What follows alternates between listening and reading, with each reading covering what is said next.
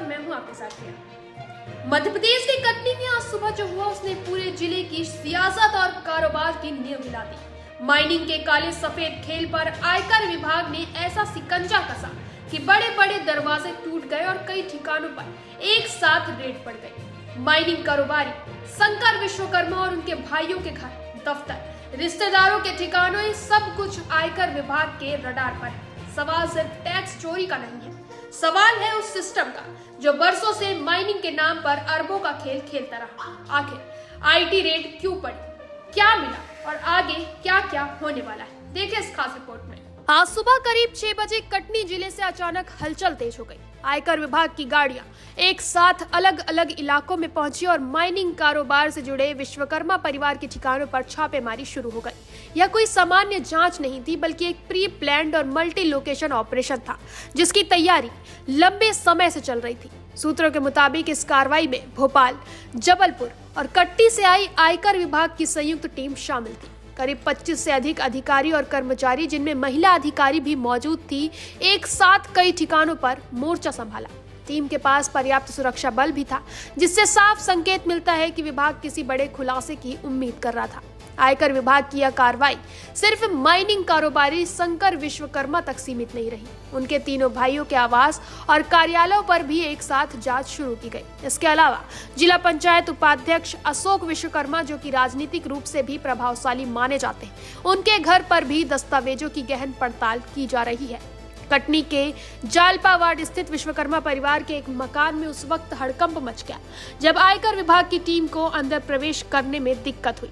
सूत्र बताते हैं कि कई बार घंटी बजाने और सूचना देने के बाद भी जब दरवाजा नहीं खोला गया तो टीम को मजबूरन दरवाजा तोड़कर अंदर घुसना पड़ा। यह दृश्य बताता है कि जांच कितनी संवेदनशील और गंभीर थी। आयकर विभाग की टीम घरों के अंदर मौजूद computer, hard disk, mobile phone, bank दस्तावेज, रजिस्टर, जमीन से जुड़े कागजात और लेन देन की फाइलों की बारीकी से जांच कर रही थी। कई स्थानों पर अलमारियों और लॉकरों को भी खंगाला जा रहा है। वही टीम हर उस दस्तावेज को तलाश रही है जो माइनिंग से जुड़े वास्तविक और घोषित आय के बीच का फर्क उजागर कर सके। वही सूत्रों के अनुसार विश्वकर्मा बंधुओं का माइनिंग कारोबार सिर्फ कटनी जिले तक सीमित नहीं, उनका नेटवर्क अन्य जिलों तक फैला हुआ बताया जा रहा है, जिनमें खनिज परिवहन, स्टोन क्रशर, लीज, ट्रांसपोर्ट और सब कॉन्ट्रैक्टिंग से जुड़ी गतिविधियां भी शामिल है। आयकर विभाग इसी नेटवर्क की परत दर परत जांच कर रहा है। बताया जा रहा है कि पिछले कुछ समय से आयकर विभाग को इनपुट मिल रहे थे, जिसमें आय से अधिक संपत्ति, बेनामी लेन देन और टैक्स चोरी के संकेत थे। इन्हीं इनपुट्स के आधार पर यह बड़ी कार्रवाई प्लान की गई। विभाग यह जानना चाहता है कि माइनिंग से होने वाली वास्तविक कमाई कितनी है और सरकार को कितना टैक्स दिखाया गया। राजनीतिक एंगल की बात करें तो इस रेड ने स्थानीय राजनीति में भी खलबली मचा दी। जिला पंचायत उपाध्यक्ष के घर छापेमारी होने से यह सवाल उठ रहा है कि क्या यह मामला सिर्फ आर्थिक अनियमितताओं तक सीमित है या इसके तार सत्ता और सिस्टम से भी जुड़े।